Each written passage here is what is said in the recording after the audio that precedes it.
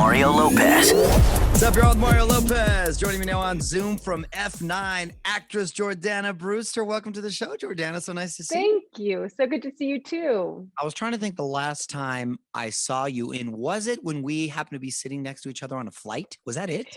It totally was. Pre-COVID, right? Pre-COVID. Yes, indeed. Where were we?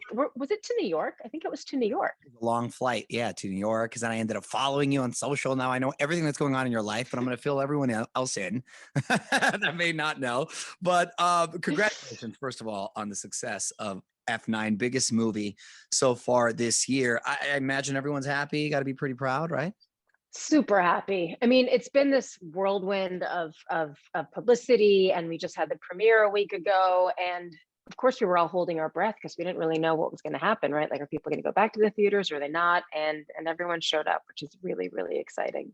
And I can't believe it's been 20 years since the first one. Do you remember the audition for Mia, or how did that role come about?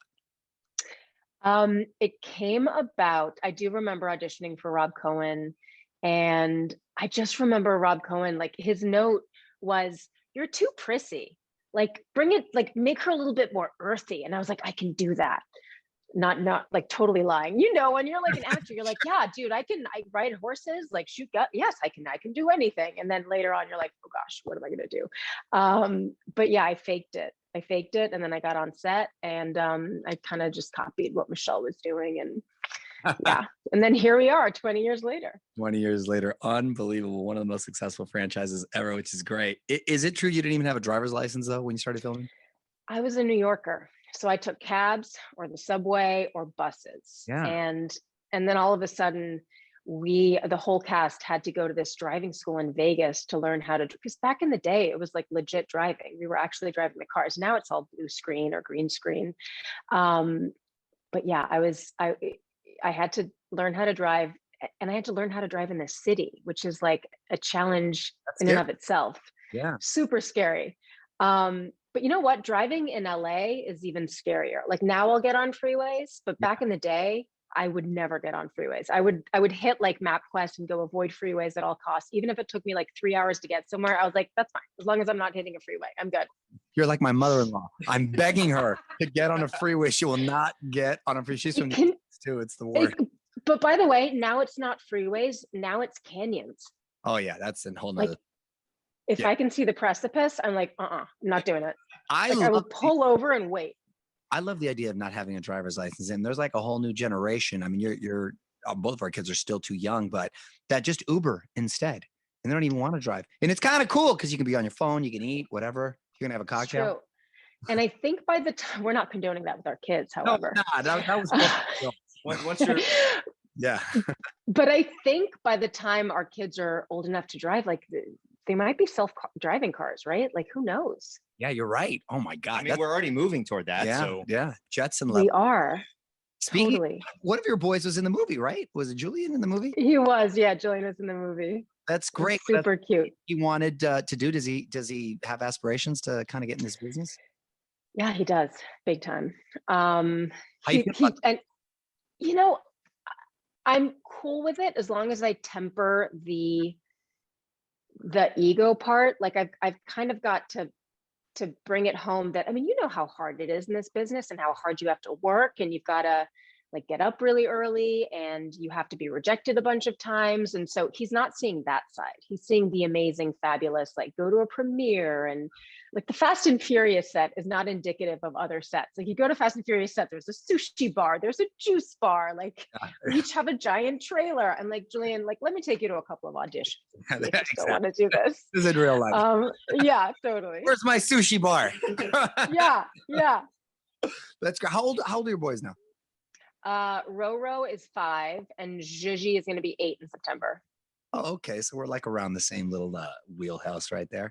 How did you survive lockdown, by the way? Were your girls Zooming the whole time? Oh, God, that was the only really big negative, was trying to keep them educated, right? and the whole Zoom teacher thing. God bless people who choose to do that on the daily, have them hold school. I know. I thought about that. I was like, wow, some people actually like elect to do this. Yeah, that's because I find that kids, and I hear this a lot from from like if I've got a babysitter or like a nanny, they're like, oh my God, they're the worst behaved around you. And so it was the same with Zoom. It was like Julian was like, Mom, no, like, no, I'm not going to do math. Like there was zero respect. Whereas with his teachers, he'll listen. But so yeah, I'm so glad that's over. No, that's in the same. We're in the same. That's I think how it is with all the parents. Even with my son and his wrestling and jujitsu, he doesn't listen to me. Or not that he doesn't listen, but they're not as enthused as if someone else tells them the exact same thing. Then he thinks he can get away with more. Yeah, I think he can get away with more, which is. But for the most part, you know, they were pretty busy. I just we dove into a lot more of their activities and stuff, so we got through it. Thank God. And Mario, yeah, thank God. Yeah, right, exactly. I didn't stop. Now I didn't want to spoil anything for those who may not have seen the movie, but there is a nice little tribute to Paul Walker, right? Mm-hmm. In the film, if we haven't seen it. Yes. And does this focus on F9 again for those who haven't seen it? Really put the focus back on the family in particular? Was that a big central theme in this film? I think that's always a theme. I recently went to this party on Saturday where they were like these comedians who are avid Fast fans hosted, and they were like, family is mentioned. I guess they figured it was like 44 times in the last 9 films. I was like, I would have thought it would be more, given how huge the theme is.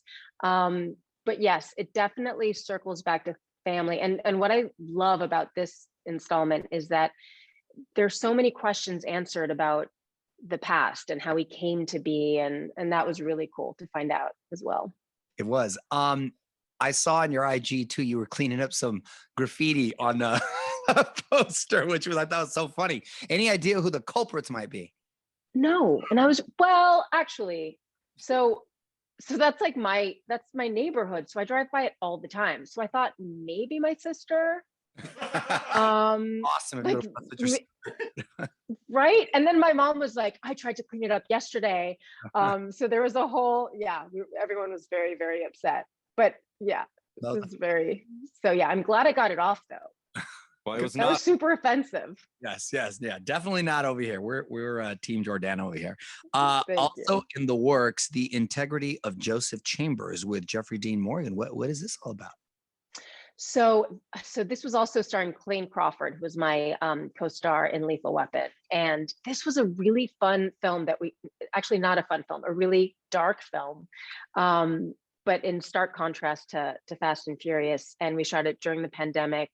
And it's this awesome director called Robert Machoian. And I just can't wait to see it because it's a whole other side. It's really fun to just like delve into material where you're just delve into the dark side of humanity. So I love it. Good for you, Jordana. Look forward to checking that one out. Thank you. Before I let you go, I'm gonna put you on the spot with some quick questions, quick answers, okay? Okay.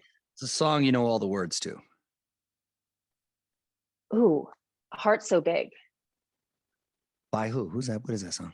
That's so big. That one is by, oh my gosh. So it's been redone a gajillion times, but, and my son and I sing it in the car. You've got a heart so big, it could crush this town.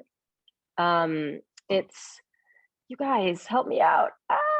It's is this what may not be Lumineers? Lumineers, they did the cover of it. Okay. But it's written by I'm looking it up right now on Spotify. It's Tom Petty, written by Tom Petty. Oh wow, okay. Oh, okay, I'm about to check that out now. What's the nickname you had when you were a kid? Gaga. Gaga? Yeah. You're the original Gaga? Yeah. Which, by the way, Lady Gaga and I went to the same all-girls Catholic high school in New York. But we never got to I never met her. That's a fun fact. Right? Isn't that crazy? What was the name of the high school? Say Convent of the Sacred Heart. Convent of the Sacred Heart. My daughter is going to an all-girls school. Most precious. She is. There's a lot of hearts. And then okay. Convent is Convent of the Sacred Heart. Yeah. So that song is called Walls. Walls. Oh, I'm sorry. My bad. Yeah. You deep dive real quick. Tom Petty, Walls, and Lumineers did cover it, but yeah, it is Walls. But Okay. Heart So Such Big, a good song. so she knows the words. She knows the words. Okay, exactly. Jordana, who was your celebrity crush growing up? Oh my God. Okay, this is such a weird one. Sylvester Stallone. Mine too. Mario, fine. And also David Bowie. And David Bowie? Wow, Yeah. you've got a wide strike zone. I know. Isn't that interesting? Diverse So, taste. so yeah, Sylvester Stallone really, he had this like, it wasn't even a movie. It was this spread I saw in Vanity Fair where he was shirtless in like riding pants. Yeah. It's just so embarrassing. Where I was just like, wow. And David Bowie, huh? Okay. David Bowie and Labyrinth. Have you seen Labyrinth? You're on your own on that one. I have, but I'm more with Stallone and Rambo and Rocky. Who? What's your dream car? My dream car is, I mean, I love the Range Rover. I would love the radio to work better, the radio and the satellite system and all of that. So if we could just fix that, that would be my dream car. Fair enough. And who plays you in the Jordana Brewster biopic? Ooh, a lot of people think Nina Jabrov looks like me, and we look like each other. So I think she could do a pretty good job. I never noticed that until you mentioned it, but yeah. Yeah. She's a sweetheart too. Very cool. Well, nice catching up with you. Hopefully we'll get So good to see you too. Yes, absolutely. And F9 is in theaters now. Jordana, thanks so much for checking in. Thank you, guys. On with Mario Lopez.